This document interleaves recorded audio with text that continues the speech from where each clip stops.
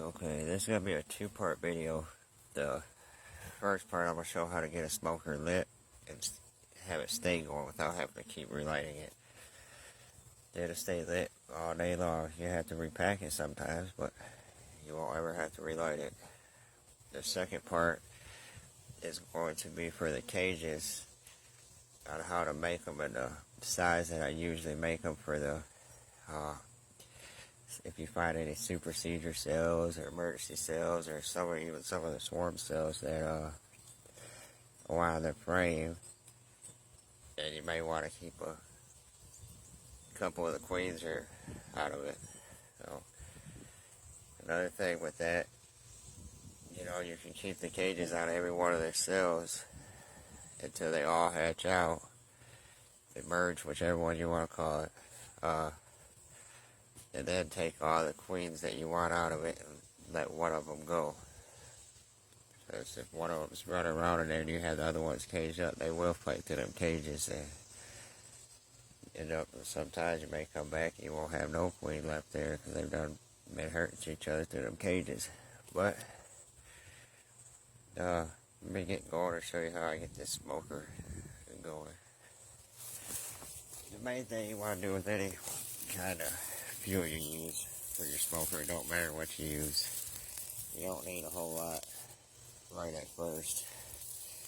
You just want to get a small bit going, let it get burning, add just a little bit more to it. Just enough to keep getting some good coals. That's the main thing, is you want some good coals going.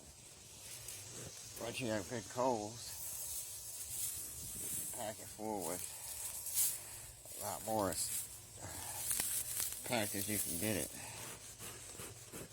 Get that going real good. We're going to put a little bit more in. Get that going good. Shoot, this smoke's going right in the camera. You see if that's any better.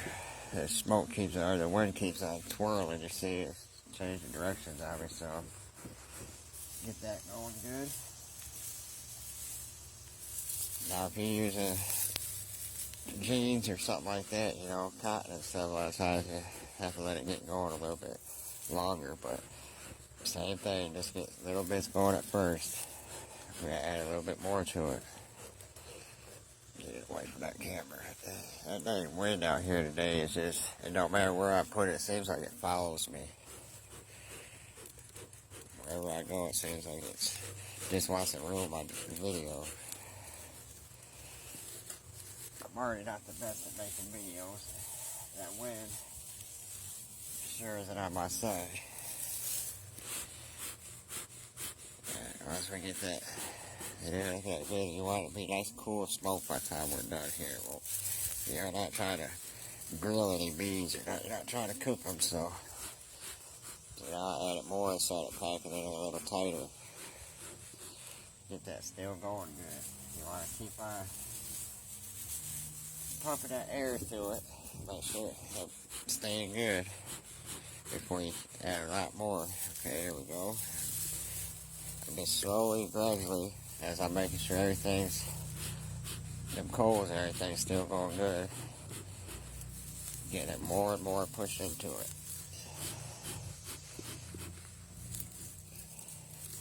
Now this right here, see how tight I'm pushing that down? As tight as I can get it. Not so tight you don't want to bring your bottom out of it, but that little grate that's in the bottom. More. Add some more to it. We're going to pack this baby up as much as we can fit in it.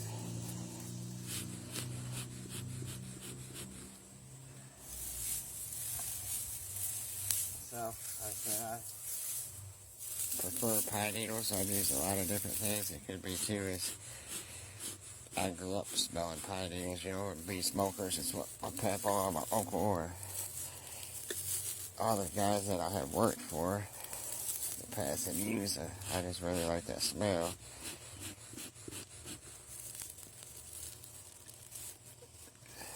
Alright, there we go. Right here. I can't push that down no more. There's no more going to go inside of this thing. I already added a little bit too much there, but We'll get this cat back at it. But I promise you, this right here will stay lit all day long. That will not go out. I can let this thing sit right here all day until either the fuel runs out and it burns it out, or until this evening it will continue to burn. It won't go out now though. So that's the best way though. Anything you start off real small. Whenever you get going, or get your coals going first. That's the main thing you want to do, is get the coals going. And once you start adding a little bit more, then, you know, add more and more amount till you get it packed. Just continue pumping that bellow the whole time you do it to make sure them coals are staying. And that's all there is to it. It's not much to it. But alright, I'm going to pause this video for a second. I'm going to get my stuff here together and round it up and show these cages. See you guys here in just a few minutes. Okay. I'm going to take a guess to say this is about a 3" by 3" piece of 1/8 hardware cloth. I believe it's called number 8 hardware cloth. Alright, let's see. I'm going to go into, let's see.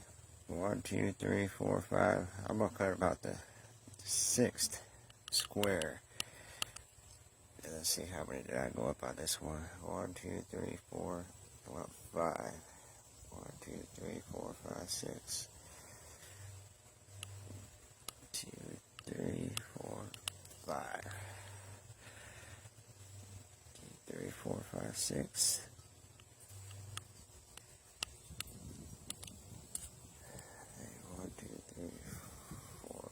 6. Okay, make those cuts right there. You don't want to bend your one side up. Shoot, I hope I didn't hold that too far back from the camera. I was counting right here, over. I counted, then I cut my 5 up. I went 6 over and 5 up. There. Now I went over here. 6 over, 5 up. Top, same thing. 6, 5, 6, 5. Okay. Now, sorry, this light out here is messing my vision up so much. See in the camera. We're going to bend those sides up like that. See that? That leaves that piece here still. So now what we're going to do is we're going to fold this piece in. We're going to fold this piece in. Okay. Come over here. Get this piece done. This piece down. Now we got this. Just bend that part down to make that square. Alright.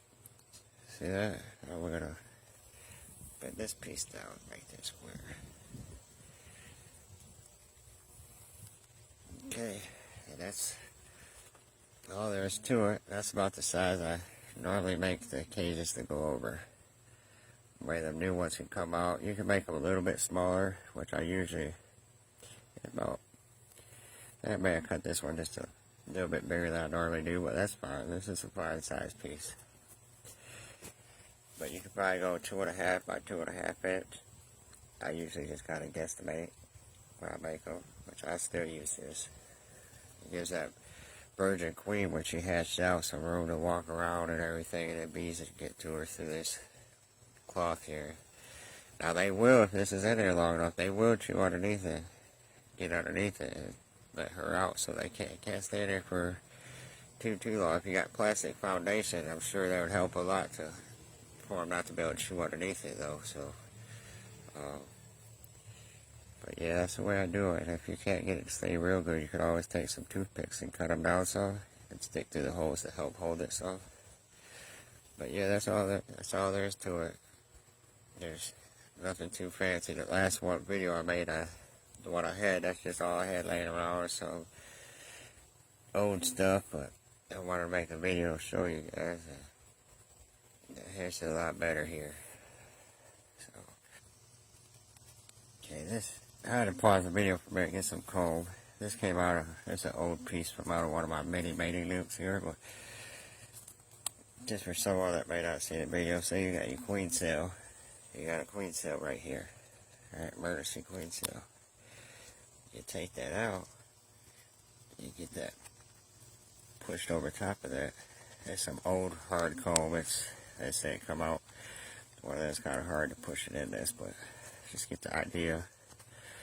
Now you have your cage over top of your emergency queen cell, supersedure cell, whatever, whichever one it is, whatever. You got a queen cell in there, caged over. You know, you make a few of these up, go through and cover them up, wait for them to come out. So, there you go. Just thought I'd show you guys this. See you guys. Have any other questions on anything, just ask here. And I'll try to, my best to get it answered anyway. So, thanks for watching. It's only been an hour, so it hasn't been real long, but this here smoker, yeah, I don't see much coming out of the top right now. We got it pretty packed tight, so let's see. Oh yeah. Still going. Said it stay lit all day. I just figured before I post this video, I was gonna come back out here and check it real fast. It's still going good, so alright, see you guys.